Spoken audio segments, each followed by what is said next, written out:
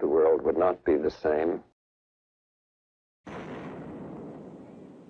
Few people laughed. Few people cried. Most people were silent. Now I am become death, the destroyer of worlds. I suppose we all thought that, one way or another. No dia 16 de julho de 1945, às 5h29 da manhã, no deserto de Alamogordo, Novo México, ocorria a primeira explosão nuclear da história. O experimento, de codinome Trinity, era chefiado pelo físico Julius Robert Oppenheimer, e esse evento lhe daria mais tarde o apelido de o pai da bomba atômica.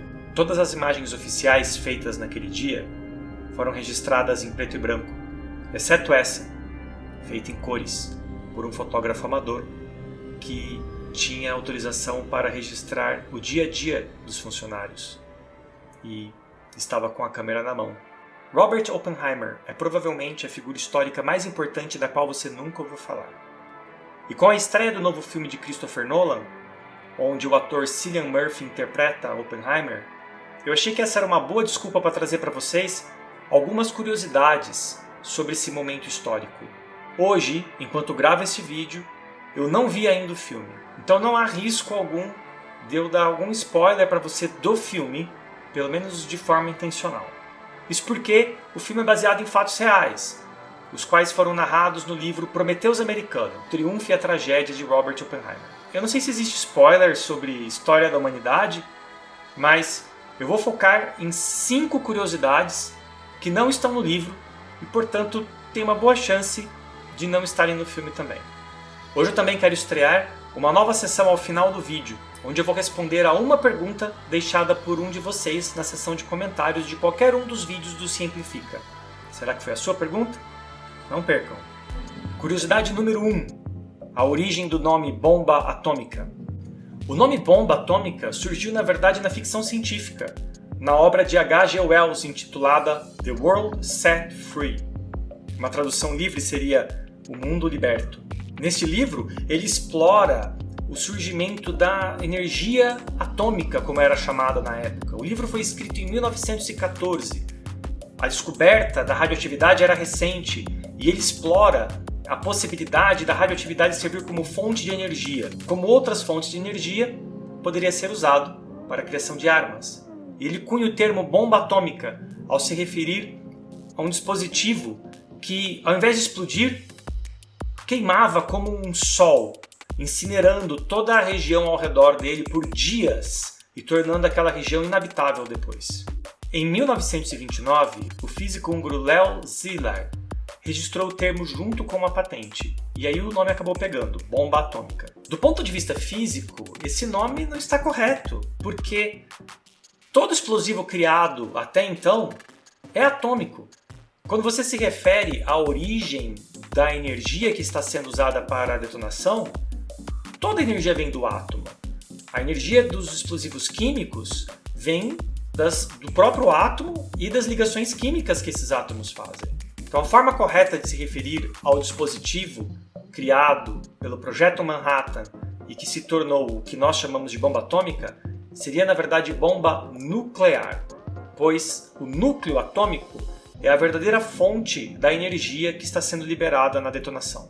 E é por isso que também não falamos de usina atômica, e sim usina nuclear.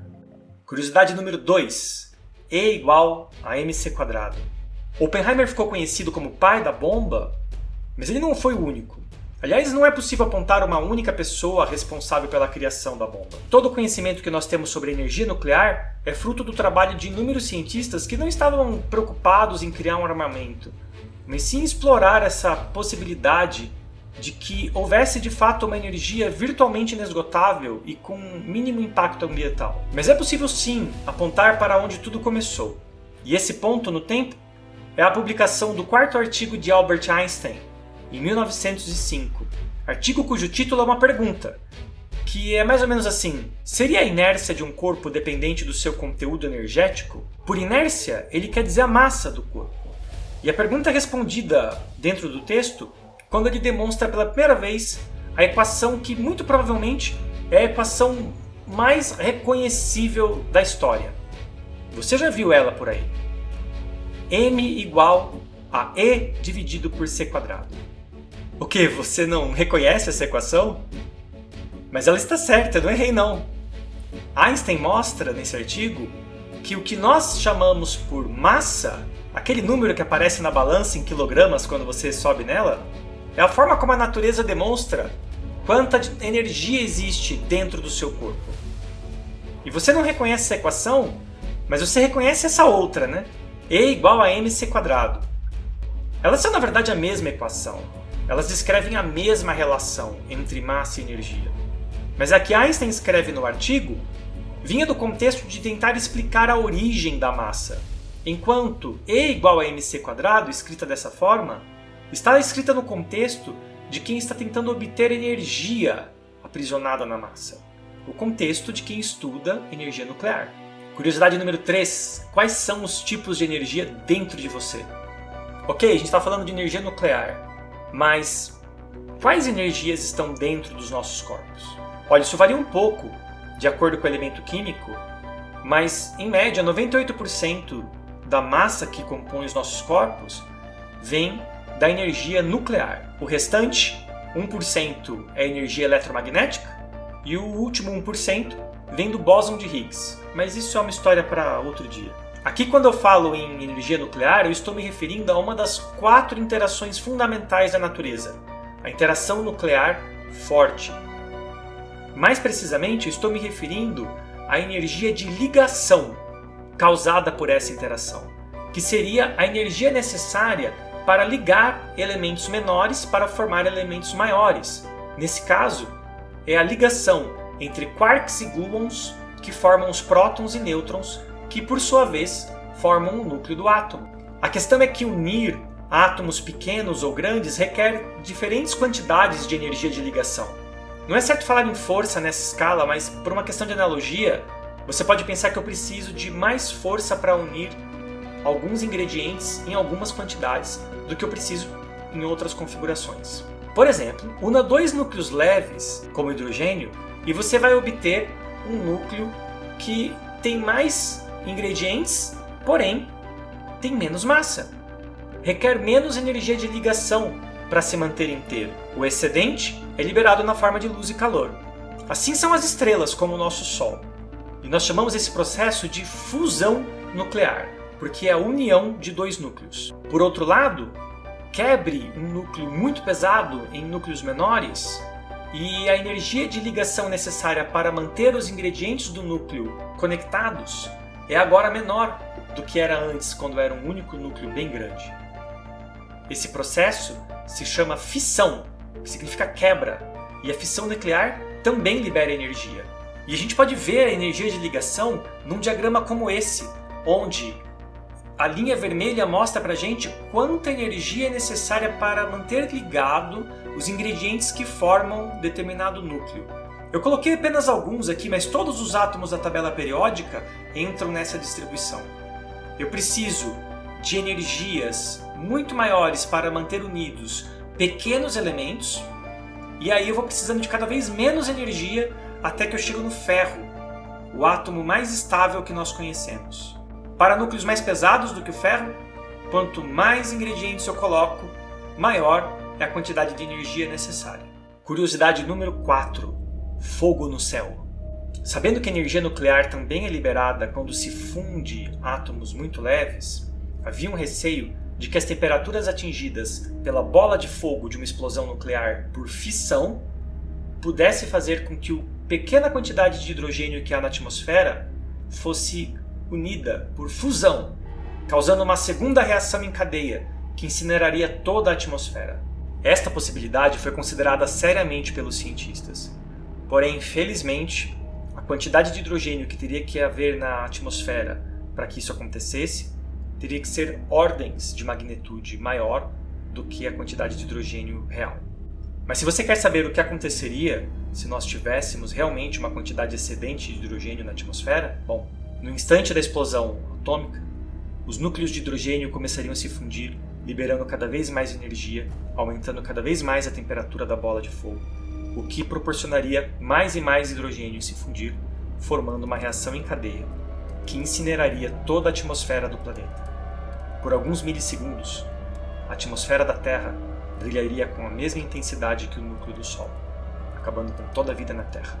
Mesmo conhecendo as gigantescas margens de segurança que envolviam este cálculo, eu imagino que não deve ter sido fácil ser assombrado por essa possibilidade instantes antes da primeira detonação acontecer. A icônica frase de Oppenheimer. Assim como o astronauta Neil Armstrong é lembrado por sua frase "pequeno passo para um homem, mas um grande salto para a humanidade", que ele diz quando toca o solo lunar pela primeira vez, Oppenheimer ficou imortalizado ao transmitir o sentimento que teve vendo a primeira explosão, dizendo a frase "agora tornei-me a morte, destruidora de mundos". Mas ele disse isso mesmo? De acordo com o irmão dele que estava presente, as únicas palavras que ele proferiu logo após a explosão foi algo como parece que funcionou". Foi somente 20 anos depois, enquanto dava uma entrevista para o canal NBC, quando ele disse que naquele momento ele tinha em mente uma passagem do texto hindu Bhagavad Gita. Vamos ver. We knew the world would not be the same. Few people laughed. Few people cried. Most people were silent. I remembered the line from the Hindu scripture, the Bhagavad Gita. Vishnu is trying to persuade the prince that he should do his duty, and to impress him takes on his multi-armed form and says, "Now I am become death, the destroyer of worlds." I suppose we all thought that one way or another.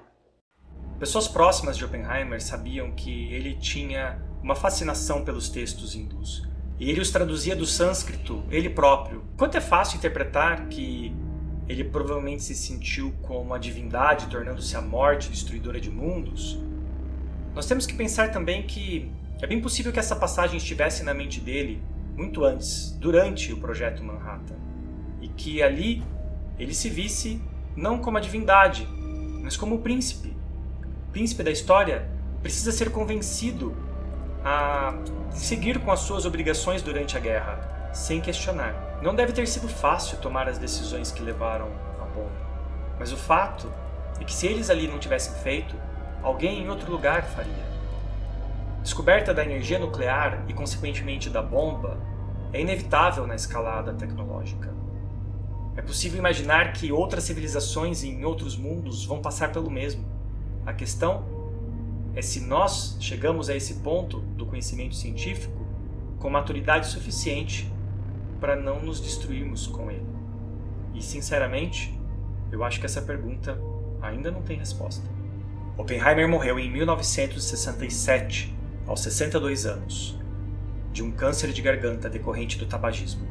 Logo após o fim da guerra e ao longo de toda a sua vida, ele lutou contra a corrida armamentícia. Em particular, ele advogava para o fim das pesquisas em armas cada vez mais poderosas e, principalmente, advogava contra o desenvolvimento da bomba de fusão, que, como nós vimos naquele gráfico, libera muito mais energia do que a bomba de fissão. Infelizmente, essa luta se voltaria contra ele em diversos momentos, e aqui realmente eu não vou entrar em detalhes, porque provavelmente isso será falado no filme. Mas eu acho que eu posso dizer com segurança que o final da sua luta foi em vão, pois ele chegou a ver a detonação da bomba de hidrogênio antes de morrer. Em 1961, Oppenheimer e o resto do mundo assistiu à detonação do maior artefato nuclear já visto, a bomba Tsar, detonada pela União Soviética. E agora vamos inaugurar a nossa sessão de perguntas e respostas, onde eu respondo uma pergunta que eu escolho dentre as perguntas que vocês deixam nos vídeos do Simplifica. A pergunta de hoje foi feita pelo Nas Rocks Gaming Videos e ele fez no nosso vídeo sobre as primeiras imagens do James Webb. Um vídeo feito há um ano atrás, mas essa pergunta foi deixada recentemente. Ele diz assim: eu só pensei nisso agora, mas telescópios mais poderosos modificam o tamanho do nosso universo observável, já que essa é a própria definição do termo. A sua pergunta me pegou desprevenido. É uma pergunta muito boa. Você está certo, mas você está certo dentro de um outro contexto, que talvez você não tenha se dado conta. Você está certo dentro do contexto da epistemologia, que é a ciência que estuda a origem, a geração e a manutenção do conhecimento humano.